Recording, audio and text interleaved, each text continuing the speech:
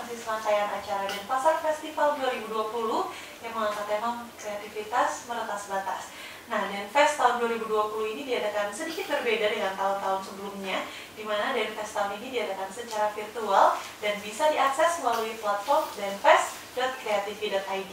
Nah, di Art and Creative Talk kali ini tentunya saya tidak sendiri. Saya pastinya membawa narasumber pilihan yang sudah dipilih untuk sharing bersama kita di sini. Hari ini saya kehadiran Kak Eka Jagger, salah satu bartender terkenal sampai internasional ya, kemarin sampai Thailand, Nepal, Singapura, Nepal. Oke, gimana kabarnya nih Kak? Kabar baik. Ini ngajak temen nih. Ya, ini teman yang namanya Gus Hari. Jadi kita berdua ini adalah bisa dikatakan pendiri dari Flair Forever. Oke, jadi Flair Forever itu adalah komunitas bartender gitu ya. Nah, mungkin bisa berbagi sedikit sebelum pandemi ini kesibukannya apa kalau boleh tahu? Kalau yang pribadi sebelum pandemi itu seperti biasa mengajar di beberapa kampus, terus di rumah juga punya tempat kursus dan keluar negeri juga untuk mengajar kayak sebulan 2 bulan gitu untuk mengajar di sana. Jadi teman Tiang juga punya studi kerja, dia juga kebetulan seorang bartender di kapal pesiar. Oke. Nah, kalau setelah pandemi ada perubahan nggak dari kegiatan sebelumnya? Banyak. Banyak ya. Kalau perubahannya itu banyak. Kalau untuk yang pribadi sih, kayak untuk mengajar itu di beberapa kampus libur. Kayak misalnya ada job kayak sampingnya seperti show atau yang lain-lain itu jadi berkurang karena kita pariwisatanya nggak stabil gitu, jadi nggak bisa seperti kayak ya sekarang untuk saat ini ngisi waktu dengan belajar sih lebih, dalam artian lebih bisa kumpul juga sama keluarga gitu. Jadi untuk kegiatan bekerjanya sih lebih berkurang ya. Harus bisa mengambil sisi positif dari ada pandemi positifnya ini ya. juga. Nah, kalau boleh tahu nih, kenapa memilih untuk menjadi bartender? Karena agak sedikit unik juga nih. Keunikan dari skill bisa menggunakan bartender dan flair itu sendiri. Kalau dulu awalnya sih kita masih SMA dulu ya. Dari SMA kita berhenti sama-sama, cuman karena berbeda jalan. Saya sempat salah jurusan kuliah. Ini sempat dia jurusan saya ke penerbangan. Jadi saya nggak berhenti di tim, kita tetap komunikasi buat latihan bareng. Cuman kita kan jadinya nggak barengan jalannya, tapi dia tetap boleh gitu. Setelah itu saya kembali lagi, dia nyuruh saya ke bidang saya bahwa saya memang sih nggak terkenal dia, cuman di tim kita solid sekali. Gimana kita bisa biar grow. Jadi dulu itu kita nggak tahu apa itu bartender sebenarnya. Yang dulu saya masih SMA, dia lulus sekolah di SMA Plus Pariwisata di Ujindre, itu di Nusa Dua. Nah, di sana itu sebenarnya Flair bartender itu sendiri kan masuk kayak nggak ada ekstrakurikulernya lagi, cuman seniornya itu ikut dia kompetisi. Dia mungkin punya saudara atau kakak yang ngajarin gitu. Akhirnya yang pertama itu awal jadi barback. Barback itu orang yang membantu si bartender ini pada saat dia siup atau membuat minuman, seperti nyiapin shaker lah, gelas, botol dan lain-lain. Asistennya lah dulu gitu. Nah, saya nggak kepikiran untuk menjadi seorang bartender sebenarnya pertama. Saya dulu jujur pengen jadi polisi sebenarnya. Jauh banget ya itu. Jauh gitu ya. Soalnya ya namanya anak muda ya bandel lah umur segitu, kecelakaan jadi nggak bisa untuk kayak lulus tes lah untuknya. Jadi saya coba untuk nyoba hal yang baru, padahal saya nggak awam sekali tentang itu. Jadi awalnya itu mulai dari nonton kompetisi. Itu waktu itu tahun berapa ya, 2012 ke 2013 kalau nggak salah. Itu 2012 ya, ada kompetisi di Bose, baru-baru buka Bose pertama kali di Bali. Itu yang kesana dalam artinya jadi barback. Lihatlah seniornya itu kebetulan juara dia. Saya lihat, loh kok gampang nyari uang ya, itu namanya 7 menit bisa dapat uang pada saat itu 2 juta, itu udah lumayan sekali gitu. 17 tahun 2 juta sampai lebih lagi. Saya kira kan pertama, gampang lah coba, karena susah yang minta. Lihatnya aja tuh diputar-putar gitu orang tuh sih. Ya, jadi saya dulu keterbatasan atau kita ini yang paling sulit untuk kendala itu sebenarnya adalah alatnya itu ya. Yang bisa dikatakan mahal dan sulit kita dapat di zaman itu. Itu sekarang jauh lebih murah ya. Sekarang udah gampang, ada sosial media kayak online itu gampang kita pesen barang. Kalau dulu emang susah itu. Jadi dulu waktu saya masih SMA kita sering latihan di Pantai Nusa Dua sampai larut malam. Jadi harus ada latihannya ya. Iya, jadi kalau kita ngomongin skill ya harus dilatih. Jadi nggak bisa cuman kita hanya menonton atau nggak kita cuma baca, jadi emang harus praktek gitu. Waktu itu Tiang pulang sekolah kan sore, dari pagi sampai siang, itu 2 kali soal sekolah. Kalau teman Tiang ini sekolahnya di sana. Kita beda sekolah, saya di Sanur, dia di SMK 3 ya? Ya. SMK 3 Sanur. Ketemu di Nusa Dua, latihan sore sampai jam 2 pagi. Jam 2 pagi latihan. Jadi emang apalagi sekarang kakak udah sampai di internasional, tingkat internasional. Jadi memang semua itu butuh proses untuk mencapai titik sekarang ini gitu ya. Iya. Nah, ada nggak sih pengalaman menarik selama pembelajaran menjadi bartender itu sendiri? Kan agak susah. Ada. Mungkin berapa botol yang harus dipecahin gitu. Gitu. Jadi gini, untuk pengalaman itu sendiri yang pertama adalah kita sebenarnya orang ini yang dalam artian cita-citanya tinggi sekali. Impinya. Mimpi itu tinggi. Dalam artian kita tuh bisa katakan pemimpi lah. Bisa nggak ya gitu. Tapi kita itu ngejalaninnya benar-benar dengan apa ya, niat banget gitu loh. Sampai sesusah apa sih ini player ini atau bartender ini. Akhirnya mulailah saya mengikuti kompetisi sama teman yang ini. Sampai 6 kali nggak pernah namanya masuk 10 besar di setiap kompetisi itu. Akhirnya sempat kita vakum ya 10 tahun ya. Ya. 1 tahun nggak pernah ikut kompetisi, tapi kita latihan gitu. Karena kita tuh terus merasa kok nggak bisa sih, padahal kita harus sama gitu. Apa sih yang sebenarnya yang membuat berbeda itu di mana gitu, kayak di kompetisi ataupun itu. Dah akhirnya kita latihan gitu. Kita latihan, sempat kendala di alat-alatnya itu.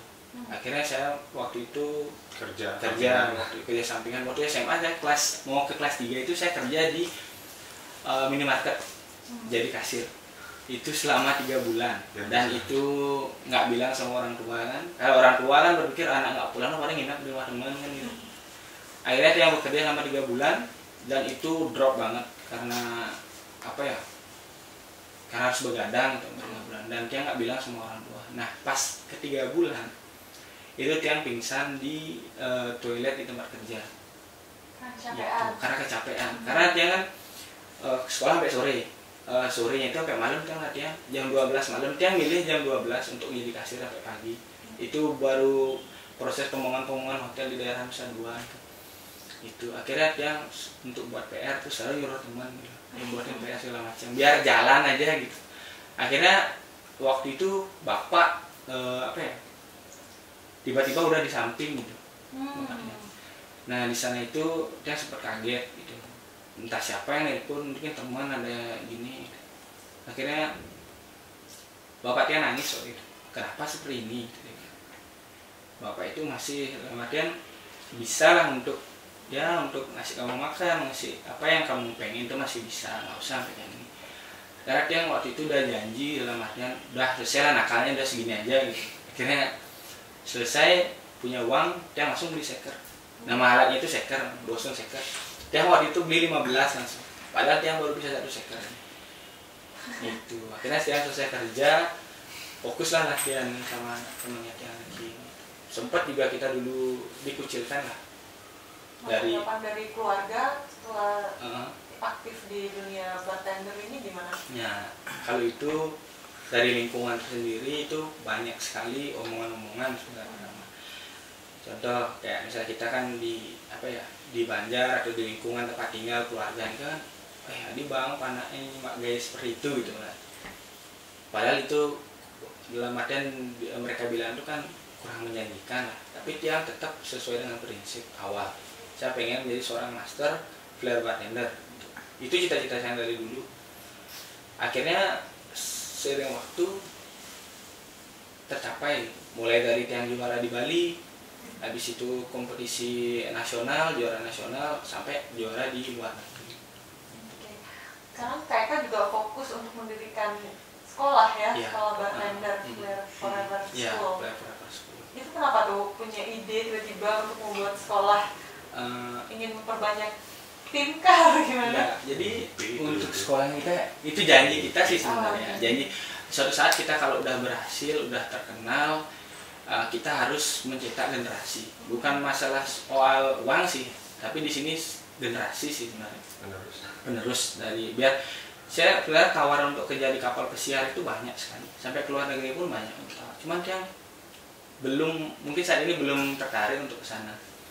Karena itu saya bilang tadi, passion saya memang udah mengajar gitu. Saya juga dulu senang kompetisi gitu. Kalau teman tiang ini kan saling juga dia ikut kompetisi beberapa kali juara juga, cuman dia lebih untuk berkarir. Akhirnya dia kerja di kapal pesiar. Orang sebenarnya sekolah yang sekarang ada yang dibangun Eka itu dulu mimpi kita, karena dulu kita latihan nggak selayak Ya. sekarang. Jadi kita latihan di lapangan, kadang di bawah pohon ya, ada kali jemuran biar nggak panas aja. Itu dah. Ya mungkin suatu saat bisa punya Ya. playroom. Itu ya playroom namanya. Itu kayak ruangan yang dalam arti ada floor mat-nya, ada meja, ada sound. Jadi sebenarnya kalau flare itu bisa dikatakan kayak nari juga sih, kayak dance. Jadi kita itu perform harus dengan sesuai musik juga. Bukan yang sekedar melempar botol atau shaker, enggak. Jadi seperti nari, nah seninya itu lah Bisa mengekspresikan bahwa minuman itu bukan sekedar tuang dan ya, minum, tuang dan minum. tapi ada seninya. Ya itu sih seni. Nah, apa aja sih yang diajarin di sekolah itu? Karena saya awam banget nih dengan dunia perbartenderan ini sendiri. Kalau di sekolah itu yang pertama, saya sebagai seorang bartender adalah tahu basic dulu. Basic dari minuman itu sendiri dulu. Kita kan karena sebagai pramusaji, kita kan buat minuman. Salah-salah kita campur bahaya. Nah, gitu. Jadi kan ada bahan minuman kalau dicampur ini kan nggak cocok, mungkin perut bisa sakit atau bisa keracunan lagi paling parahnya. Gitu. Jadi sebelum menjadi seorang bartender kita harus belajar basic dulu, basic dari spirit minuman itu sendiri, terus belajar tentang jenis gelas, habis itu kadar alkohol dari minuman. Kemudian untuk di entertainnya baru ada flair. Jadi untuk pengertian barnya itu luas. Ada barista untuk di kopinya, ada entertainnya untuk di flair, ada mixology dan juga ada sommelier untuk di wine. Jadi luas sekali pengertian barnya. Cuman saya kebetulan sama teman ini lebih ke flair bartendernya. Ya, tapi kita untuk tidak melupakan knowledge juga. Untuk knowledge itu penting sekali. Karena kita kan namanya bekerja ya di perusahaan itu, kita bukan kan sekedar Tuang menuang. ya bukan tuang menuang campurin ya itu dah. Jadi itu, dan setelah yang jalanin hampir 2 tahun kan saya ikut kompetisi tuh, otomatis kan nama itu ikut naik jadinya. Ya. Jadi kenapa saya memilih untuk buka sekolah tempat kursus, ingin menyalurkan sebenarnya apa yang saya punya. Kan banyak orang pintar belum tentu bisa dia mendidik itu. Dalam artian dia cuma pintar ya untuk dirinya sendiri. Dan tiang pun dulu memulai untuk buka kursus satu sekolah juga nggak ada tarik biayanya dulu. Jadi hanya sekedar ya berapa punya, ayo tiang ngajarin. Cuman lama kelamaan karena siang lebih waktunya untuk di sekolah ketimbang kerja, mau nggak mau harus tiang jadikan suatu ya itu udah profesi. Akhirnya banyak murid-murid tiang itu ke Nusa Dua, dan tiang herannya juga itu muridnya tuh dari sekian persen cuma 10% aja orang yang tinggal di Nusa Dua, sisanya tuh orang jauh. Dari luar kota pun ada? Luar kota ada, luar negeri pun ada. Wow. Ya, untuk tahun kemarin ada luar negeri. Terus tahun-tahun sebelumnya kebanyakan dari Gianyar, dari Karangasem, Kelungkung, Bangli, Tabanan, Canggu, dan itu mereka semua bukan ngekos di Nusa Dua ya, dari tempatnya mereka. Ada kisah sedihnya juga dulu sebelum kita dicari tempat berlatih kita dicari. Dulu kita cuma berdua kan, ya sebelum Eka grow, sebelum jadi, sebelum orang-orang tahu kan, kita nyari teman yang mau ngajak kita. Itu susah sekali. Kita nyari orang yang untuk mau temenan aja kayaknya. Ya, karena dulu itu ada sistem kayak kelompok. Gitu. Di daerah ini ada, daerah ini ada. Jadi sama bartender. Sama bartender, komunitas lah bisa dibilang. Jadi kita itu di sana dulu, kalau saya merasa pribadi sebagai seorang yang ikut-ikutan lah, kayak mungkin beli baju lah atau apa sedang ngumpul. Tapi kita nggak berkembang di sana. Saya memutuskan sama Gus hari ini, kenapa nggak kita coba jalan berdua aja dulu. Kita berdua, kita nyoba ke tempat-tempat jauh. Ya seperti ke Tabanan. Gitu. Saya mencoba ke Tabanan, latihan saya di ke Bangli, ke Gianyar. Tanah Lot ya? Di Tanah Lot. Tanah Lot, saya latihannya di sana untuk tes mental. Karena saya kan ramai tuh, banyak pak turis-turis yang jalan, kita perform di depan mereka. Karena ada yang ngasih uang juga ya. Ya. Ngasih uang. Kira kita ngamen gimana. Cuma memang kalau di luar negeri itu Mungkin. ada yang seperti kan dia respect lah. Iya. Nah, kayak ada mungkin main musik dia di jalan atau apa. Jadi respect sama kita. Dan akhirnya adalah murid kemarin dari Manado, ada Jakarta, Surabaya, dari mana lagi ada waktu itu, dari Palembang ada. Jadi antusiasme masyarakat tentang hadirnya Flare School, Flare Forever School ini positif sekali gitu ya. Ya. Karena banyak yang hadir sampai dari luar kota, baik Ya. juga luar negeri gitu. Kalau yang dari luar negeri itu sendiri, dia pernah ngajar orang Rusia, Paris, Jerman, sama Nepal. Gitu.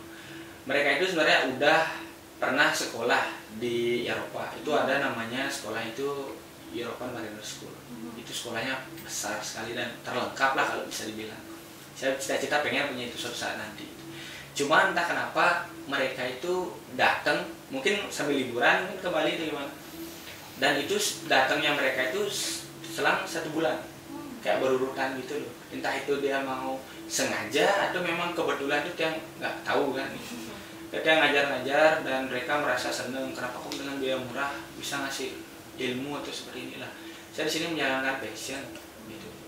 Toh juga nanti mereka sukses, mereka berhasil, kan nama saya juga ikut naik. Jadi yang terakhir ini orang Nepal ini dia ikut kursus di Phuket, Thailand. Itu kebetulan IBS itu ada cabangnya di sana. Nah dia sering komen lah video saya di Instagram. Akhirnya dia bilang, boleh nggak aku ke Bali main gitu? Kenapa enggak? Akhirnya dia datang, saya kira bercanda. Datang dia, lagi seminggunya itu datang. Dan saya jemput dia ke bandara, saya carikan tempat tinggal. Dan dia bilang mau kursus 1 bulan dengan biaya yang sama yang saya baru dia beli itu saya naikin tuh enggak. Gitu. Akhirnya setelah dia ngajar, selesai dia 3 hari lagi mau balik ke negaranya dia ngomong sama dia, apa sih rahasia kamu sebagai seorang pengajar gitu dia bilang. Kenapa kamu bisa ngajarin murid yang sekian banyaknya dengan gerakan yang berbeda, dengan dalam artian kreativitas, habis itu karakternya beda-beda jadinya gitu, nggak sama padahal yang ngajar 1 orang. Saya langsung ketawa gitu loh, oh ini nggak ada rahasianya gitu. Ini memang kalau kamu memang passion sebagai seorang pengajar pasti bisa seperti ini kok. Dan saya kaget waktu itu, kagetnya itu dia itu ternyata punya sekolah di Nepal itu 3 lagi, namanya Illusion Mariner Academy gitu. Dan saya sempat shock di sana, berarti ini orangnya bukan sembarang. Cuma dia itu biasa aja loh sama seperti murid-murid yang lain. Akhirnya itulah ditawarin untuk ke Nepal gitu. Pertama saya nggak tahu Nepal itu di mana. Nah, saya pikir Nepal itu mungkin India, gitu. Ternyata bukan India, ya. Jadi India, Cina, Nepal gitu. Saya bilang sama bapak saya, gimana nih ada tawaran, coba aja. Cuman ya namanya di tempat gini hati-hati juga, ya di tempat lainnya kita harus tetaplah jaga sikap. Aduh nasib. Akhirnya saya memberanikan diri. Saya dikasih waktu 1 minggu untuk untuk berpikir lah. Akhirnya saya ngasih keputusan. Saya bilang sama dia, kamu nggak usah bingung untuk ngasih fee-nya berapa, tapi kamu siapin aja tempat tinggal, akomodasi sama transport semua ditanggung gitu. Kamu lihat aja caranya aku ngajar gimana, kalau memang bagus ya udah kamu bisa menghargai, kalau memang kurang ya udah gitu. Nyampe yang di sana sempet sana kan dingin, kita di sini di Bali sangat panas sekali, sana itu dingin dan yang waktu itu cuma bawa sweater aja satu. Dan sampai sana sinyal juga nggak bagus, jadi sempat panik juga di sana di bandara sana. Tapi setelah beberapa menit, mungkin sampai 15 menit yang nunggu, yang keliling-keliling nyari ini, akhirnya ada banner atau kayak baliho besar sekali, itu ada foto saya di sana, welcome Eka Jagger Indonesia Champion gitu. Saya sempat terharu sekali loh. Saya pun udah sering kali dalam artian membawa nama Indonesia untuk keluar negeri kompetisi itu. Untuk negara itu sebenarnya belum ada support. Itu kan karena kita bartender lebih ke mungkin kayak yang buat event, yang ngasih sponsor atau apa kayak asosiasi gitu. Tapi saya di rumah tuh merasa biasa-biasa aja. Ya mungkin sih untuk pertama kali sana dia mungkin respect lah sama kita. Akhirnya disambut ngajar yang sana selama 1 bulan. Dan yang saya ajarin di sana itu bukan orang yang dari nol.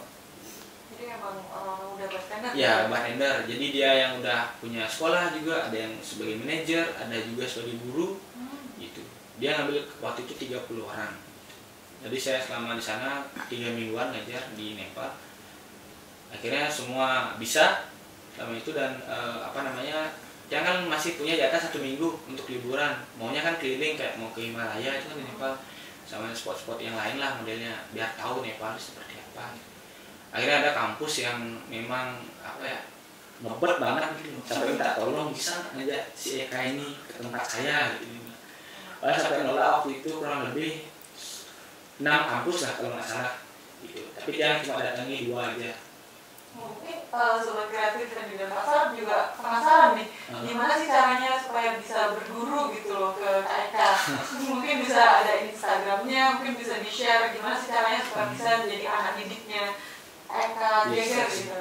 Kalau misalnya mau nanya tentang itu bisa chat nanti itu DM di Eka skor gini Jaeger atau enggak di Flair Forever School. Kita tanya aja di Instagramnya. Jadi untuk kita mau sukses sebagai seorang bartender atau bartender itu niat sih pertama. Kita perlu konsisten. Yang namanya usaha kan kita harus perlu ketekunan, usaha kerja keras, jangan cuma mau hasilnya aja gitu. Banyak kok satu angkatan sama dia tapi justru dia nggak bisa sampai akhir gitu. Akhirnya dia memilih untuk ngulang lagi dari awal, mungkin dia ngambil kerja yang lain. Tapi saya nggak bisa sih harus maksa terus kita itu dalam artian selamanya di sini saya pun nggak mungkin juga selamanya bisa ikut kompetisi ya. Di Indonesia pun yang sendiri udah dibatasin, kalau nggak ada invitation baru yang boleh kompetisi. Udah Ya internasional gitu ya. Nah mungkin ini Kak ada pesan-pesan untuk para sobat kreatif di rumah, apalagi di masa pandemi gini kan kafe-kafe, bar gitu pada tutup gitu. Gimana sih caranya atau pesan dari Kakak untuk menanggulangi dampak tersebut? Oke, kalau untuk pesannya itu ya untuk kalian teman-teman yang lagi di rumah kan istilahnya karena situasi masih seperti ini. Sebenarnya kalau untuk masalah perekonomian itu kalian harus kerja apapun itu yang penting bisa menghasilkan. Karena semua orang itu dalam artian menghadapi situasi yang sama. Nggak cuma di seorang profesi sebagai bartender aja, semua profesi kena juga dampaknya. Saya pribadi pun kena. Intinya kalian itu harus banyak-banyak bersyukur. Di saat nanti situasi sudah balik, kalian itu harus lebih pintar-pintar dalam artian untuk berinvestasi, pintar-pintar untuk nabung atau apa. Kalian nggak tahu bakal nanti suatu saat mungkin kejadian ini ya semoga tidak terulang lagi. Gitu. Kalau untuk yang masih sekolah dalam artian masih ngampus atau gini, kalian sebaiknya itu belajar entah kalian coba skill yang baru kan banyak nih di YouTube gitu. Kalian bisa belajar harus yang keluar rumah juga kalian bisa belajar itu dari rumah dari sosial media. Kalau yang pribadi sebagai seorang bartender kan kita latihan dan kita hampir kayak olahraga buat keringat. Jadi kita hampir kayak orang gym lah bisa dibilang. Jadi olahraga memang itu yang Mas Pengkare sampai sekarang nggak pernah yang lagi sakit gitu karena pola latihannya udah teratur, makan gitu. Jadi teman-teman itu tetap semangat, jangan menyerah. Semoga situasi ini cepat selesai karena semua orang udah bosan sekali ya gitu. Bosan dalam artian udah ada yang pengen kerja, ada yang pengen ketemu teman, udah lama nggak ngumpul, banyak sekali kesibukan kayak kita Hindu itu kan perlu ya kayak kepura dan kegiatan semua dibatasin gitu. Tapi nggak ada dalam artian sampai kapan itu kepastian itu belum ada. Semua kita berdoa aja semoga cepat semua kembali normal. Nah kita beralih sekarang ke gedung tempat kita duduk sekarang nih. Sebelumnya udah pernah ke gedung ini belum? Ini yang kedua kali, tapi yang pertama itu kan datang untuk untuk meeting ini sih. Jadi udah pernah masuk ke ruangan lain selain ruang perpustakaan ini gitu ya? Belum pernah. Oh, jadi meetingnya di luar? Oke, di outdoor ya? Oke, jadi menurut kakak tuh gedung Dharma Negara Alaya tuh gimana sih? Apalagi dari sisi seniman kreatif ya, kan ini pasti butuh banget kan wadah seperti ini untuk berkumpul nantinya atau untuk meeting-meeting dan juga melakukan kegiatan nantinya. Menurut kakak gimana? Untuk gedung Alaya ini bagus sekali sebenarnya untuk anak-anak muda yang punya seni atau apa itu bisa nanti kan ditempatkan di sinilah gitu. Kadang-kadang banyak orang seni, orang punya skill itu tempatnya dia untuk berekspresi itu nggak ada gitu. Jadi dia bingung gitu. Akhirnya seni itu nggak berkembang gitu. Kalau kita ngomongin seni itu mungkin dari dulu kan identik dengan seni musik, seni tari, seni lukis atau apa. Kalau sekarang yang modern ini banyak sekali. Coba kita di bartender pun ada seninya, di kitchen pun kan ada, di barista pun ada. Semua itu seni. Cuman mungkin bedanya itu karena kita baru modern, seni modern nggak bisa dibilang. Jadi emang menjadi wadah gitu ya. Iya, wadah bagus sekali ini. Jadi tunggu next eventnya mungkin ada mengadakan sesuatu di Alaya. Ya, silakan. Bisa kompetisi atau apa? Iya, silakan free nih kalau mau menggunakan gedung Dharma Negara Alaya. Nah, terakhir nih pertanyaannya terkait dengan Denpasar Festival yang diadakan secara virtual tahun 2020 ini, menurut kakak gimana? Kalau menurut yang sih bagus sih diadakan secara virtual juga nanti agar bisa anak muda itu lebih gampang. Virtual kan nanti di sosial media itu kelihatan gitu. Jadi lebih banyak mungkin nanti yang anak muda pengen nyari tempat untuk ekspresikan seninya mereka kan bisa nanti di sini. Jadi memang diperlukan juga ya walaupun di tengah pandemi ini kita harus tetap kita walaupun pandemi seperti ini kita tetap punya kegiatan gitu. Karena kalau kita udah di rumah habis itu ada kegiatan yang ada stres. Nah, stres itulah yang akan menjadi sebuah penyakit nanti. Jadi harus tetap mengisi diri dengan ilmu, dengan ilmu yang kasih uang yang positif lah. Jadi emang pesannya mungkin ada pesan lagi untuk pegiat industri kreatif di rumah sana, mungkin untuk disemangatin di tengah pandemi ini supaya tidak patah semangat gitu. Untuk teman-teman yang dalam artian yang bergelut di bidang seni seni kreatif itu terus berkarya gitu. Kalian berkarya itu bisa di sosial media, bisa di YouTube ataupun secara langsung. Jadi jangan pernah berhenti untuk berkreativitas, itu aja sebenarnya. Karena seni itu kalau saya pribadi luas kan, dan itu banyak sekali keseruannya ada di sana untuk di seni. Jadi harus tetap berkarya. Tetap berkarya. Pandemi walaupun ada dan tidak ada pandemi harus tetap produktif gitu ya. Oke, terima kasih banyak Kak Eka, terus Kak Gus Hari udah sharing dengan kita perjalanan karirnya dari nol bisa dibilang sampai hari ini bisa hadir di sini untuk menginspirasi kita semua. Di sini tentunya sobat kreatif pasti mendapatkan banyak sekali ilmu, dan juga mungkin sobat kreatif ada yang ingin belajar tentang Flair bartender bisa langsung ke Flair Forever School. Oke. Nah, sekali lagi terima kasih atas waktunya. Terakhir nih, saya mau minta foto bareng. Bisa. Kita selfie bareng dulu sebelum kita closing.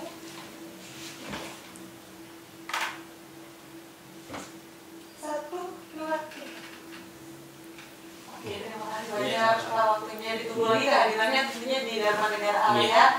Baik sobat kreatif, itu tadi perbincangan kita dengan Kak Eka Jagger dan juga Gus Hari dari Flair Forever School. Nah, nantikan juga acara-acara atau pertunjukan lainnya di danfest.creativity.id. Sampai jumpa dan sampai bertemu lagi